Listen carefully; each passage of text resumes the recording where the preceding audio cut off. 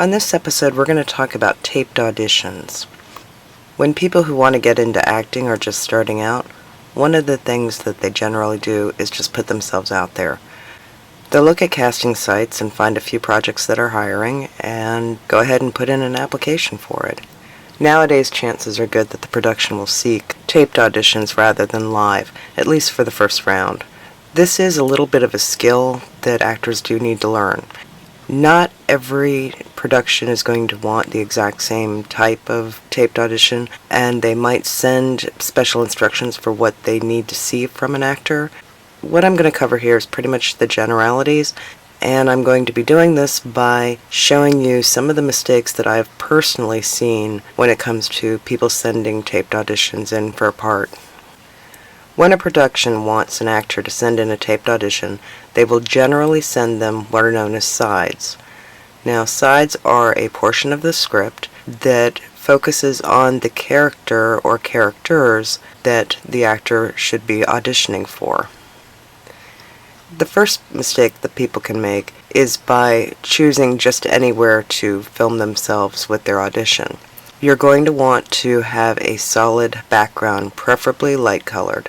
You don't want to shoot your audition outside. There are two reasons for this. The first is audio issues.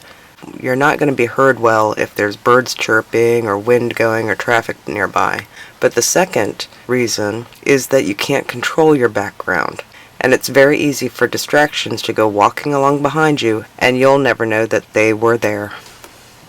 But trust me, whoever's watching that audition tape is going to notice them. And when it comes to the really low budget productions, this is usually the director. So instead of paying attention to you and your performance, they're distracted by whatever was going on behind you. This is a very common mistake that I see, and it tells me right off the bat that an actor is very new to the game, and that is to not memorize the lines of their audition piece. Whenever you're watching somebody on a screen who is literally reading from a book, it does tend to make you feel like you're watching somebody reading a bedtime story rather than auditioning for a role in a film. It also tells a director that you won't even put the bare minimum into preparing for an audition. If you can't be bothered to learn a couple pages of lines in order to audition, why would a director believe that you can memorize a few scenes at a time when it comes to shooting a film? Almost as bad as not memorizing your lines is just winging it. It does give the director an idea of how you would view the material at first glance, but it doesn't give much confidence that you can actually memorize lines. Aside from having someone question your memory skills, it's also worth noting that many times when it comes to small productions, the script was written by the director, and just winging those lines is not going to fare well with them. Sometimes you will receive sides where there is more than one character in the scene. There are two camps on how to tackle this. What I hear from most professional actors is to just say the lines of the character you're auditioning for and just pause whenever another character is supposed to be speaking.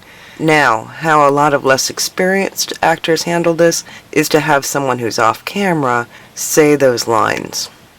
If you can get somebody to say the lines for you softly without bringing a lot of attention to themselves, most people will let that slide. But unfortunately, it's too common for people who are off camera to think that they're helping you by trying to act out that other character for you. Here's a very hard truth. Whenever you've got somebody reading lines off camera for you and they're hamming it up because they think that they're helping you, one of two things is going to happen. Either the director is going to wonder if the wrong person is auditioning, or, and this is far more common, they're going to have a good laugh over it. They're going to find it hilarious that somebody who isn't even trying to audition is trying to upstage the person auditioning. It might not be an intentional upstagement, but it can be hilarious. This is especially true when the person auditioning is a minor. I know that parents are thinking that they're helping their kids by saying those lines in order to cue them. They're not helping when they're acting those characters out. As a director myself, I've had a lot of good laughs over audition tapes with the second person being way over the top. Sometimes to the point where the subject of the audition starts cracking up in the middle of their tape, and then another unpardonable sin, doesn't bother to retape it. If you're going for a very specific type of character, whether it's a period piece or a character with a certain occupation, you might be tempted to dress up for the part.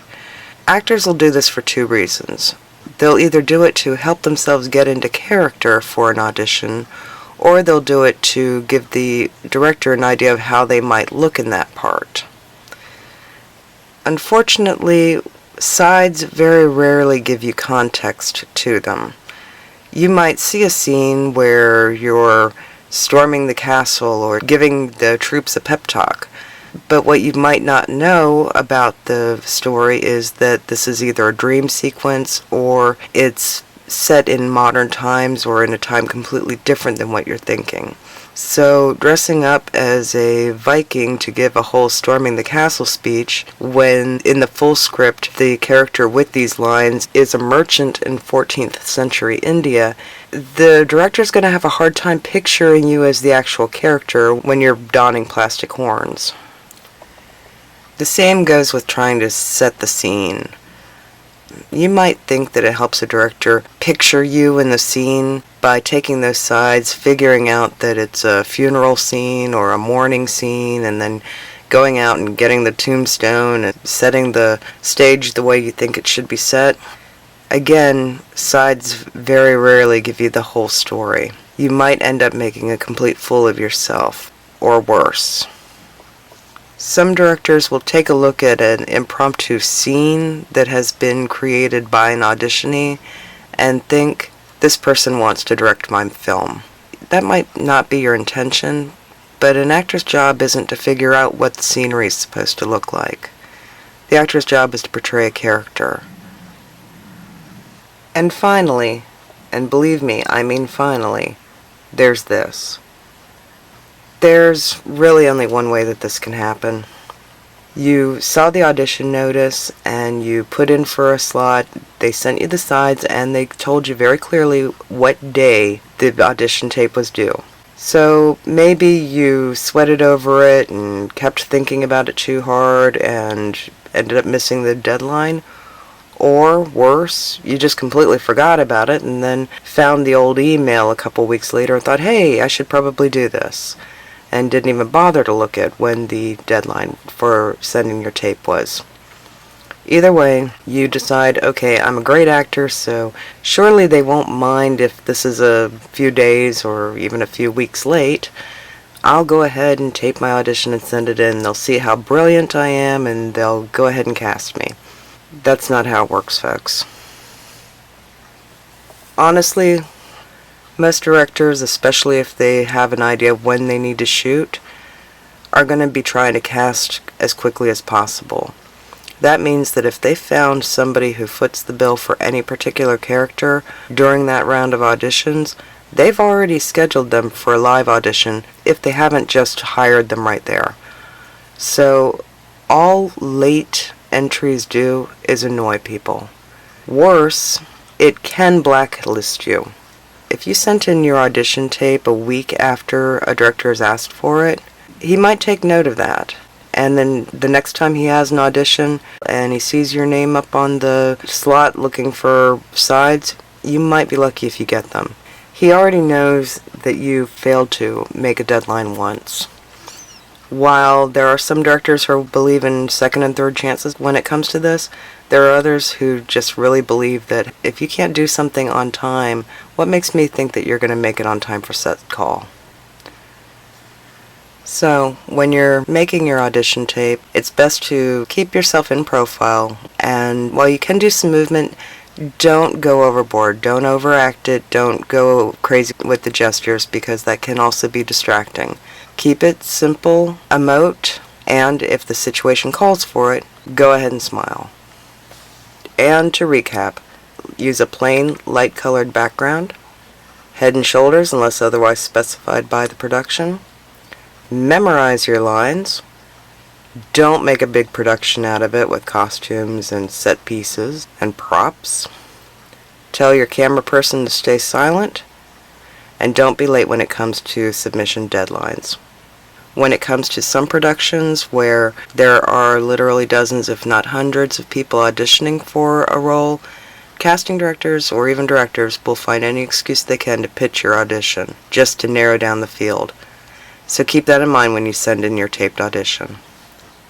I hope that you enjoyed this episode of the Unconnected Filmmaker, and if you found this information useful and want to be notified when the next video premieres, just hit that subscribe button. Or if you have anything you'd like to see an episode on, feel free to comment below. See you next time, and keep those cameras rolling.